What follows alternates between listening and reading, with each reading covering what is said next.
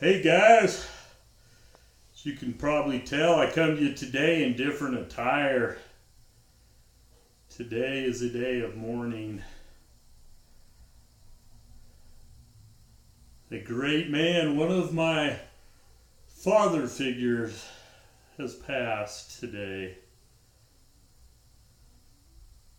You see, throughout my life I've had, I would guess, 4 or 5 father figures. Obviously, my dad being the main one. But today, my mission president has passed on to the next life. For any of you that don't know, I'm LDS. A lot of people refer to us as Mormons. When you turn 19 years old for a man, and when I was growing up, or 21 for a young lady, you have the chance to serve your church and to go away for a couple of years. For a man, 1.5 years for a young lady, go serve the Lord out in the Lord's vineyard. Your boy was almost 21 when he decided to enter the field. I wasn't quite ready. I could never figure out why. I waited till I was almost 21, but it came clear to me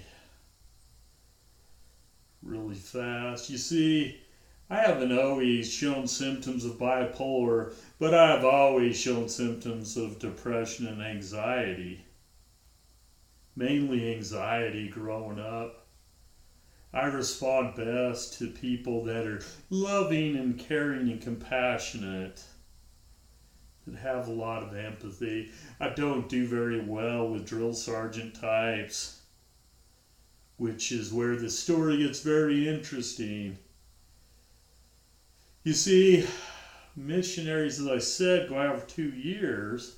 Mission presidents who run the missions, basically, easiest way to say it, they deal with all the administrative and the upper end ministerial things, serve for 3 years.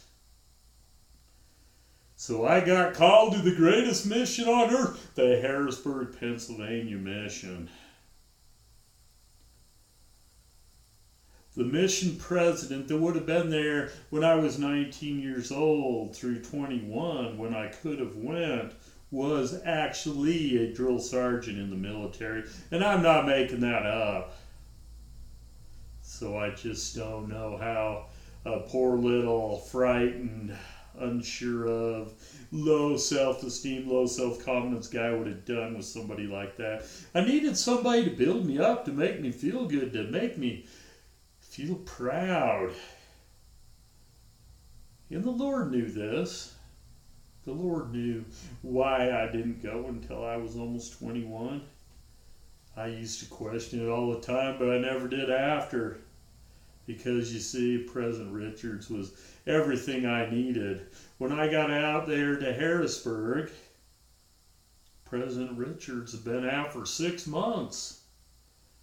And I'll never forget the first time I met him when we got in on the airplane that night. That first night, he said, "Elder Burrell," he said, "it's not that bad. I was here before you got here, and I'll be here after you leave." One of my favorite stories about President Richards. I've been thinking a lot about him lately even. Heard that he was getting sick, really sick, a couple days ago, that he had developed pancreatic cancer, that he went in looking like he was 6 months pregnant. Month and a half ago, they said, "We'll give you 2 months to live." So I just heard a couple days ago this story, and then today he succumbed. So today, instead of crying and whining about it, I thought I'm going to tell some stories about President Richard because that's what he would want. And we all know, well, I hope we all know, he's in a better place now. I do feel sorry for his poor wife and family. And his wife was there with him on the mission. Wonderful woman. They were so loving. So another story with my mission president. A lot of people out there, what we call the field, are new converts to the church. They like to adhere strictly to the rules of the church. And some of them, they even might go a little overboard. There was a big debate back in the early 90s when I went about caffeine, whether church members should be drinking it or not. But there had never been a stand from the leadership of the church that you could not drink caffeine. And you guys all know how much your boy loves Mountain Dew. So I was with my companion at a 7-Eleven or a convenience stop somewhere. Somebody, one of the members or investigators of the church must have caught me pouring a cup of luscious Mountain Dew. They called my mission president, President Richards, and says, "Yo, President Richards, some of your boys are going apostate or something. They're drinking caffeine." So instead of getting all uptight about it like somebody else might have done, President Richards brought me in and said, "Elder Burrell," he said, "I don't care if you like to drink caffeine." He said, "Just don't do it around the members."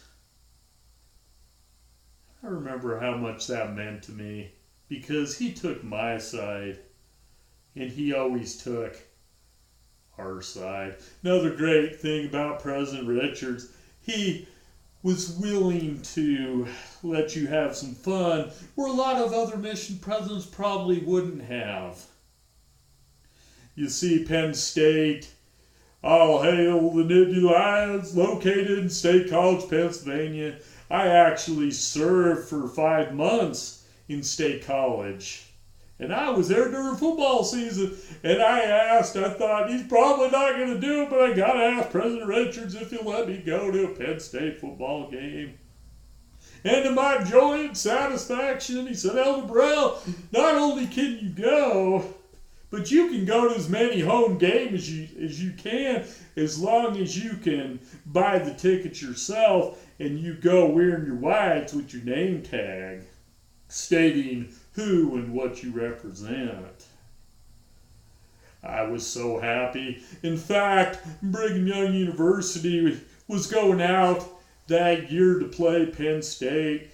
Some of you know BYU was my team growing up. I'd met some of the legends of BYU, Steve Young, Ty Detmer, I'd met them all.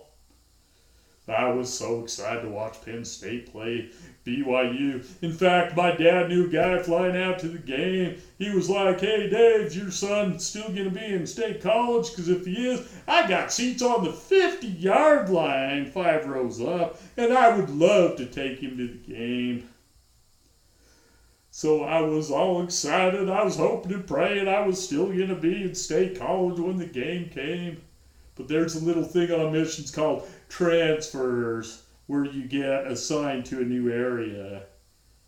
Transfer time came up, and I'd been there a long time. I thought, I'm going to get transferred, I know it. But the transfer day went by. Not the day, the calls. The day of the calls went by, and I thought I was in the clear. But 2 days later, they called me up, said I was being moved. I didn't get to go sit on the 50-yard line, 5 rows up.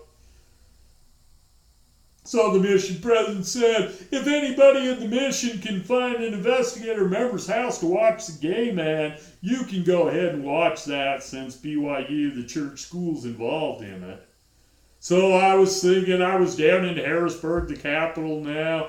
I was thinking, at least I could watch the game. But my companion was too big of a friggin' deadhead. He didn't even care. He didn't want to watch it, so I didn't even get to watch the game. But President Richards was a wonderful guy. He made my experience out there so special. I think about my mission all the time, and a lot of it's because of him, and I am going to miss him. In fact, today's news hit me pretty hard. one of my father figures had passed. So in President Richard's honor, I am going to try to sing you guys the mission song. I'm going to do my best. This is a song we sang before every meeting. We stood tall and proud that we were members of the greatest mission on earth. So give me a second and I will prepare. And hopefully I won't cry too much. All right, hold on.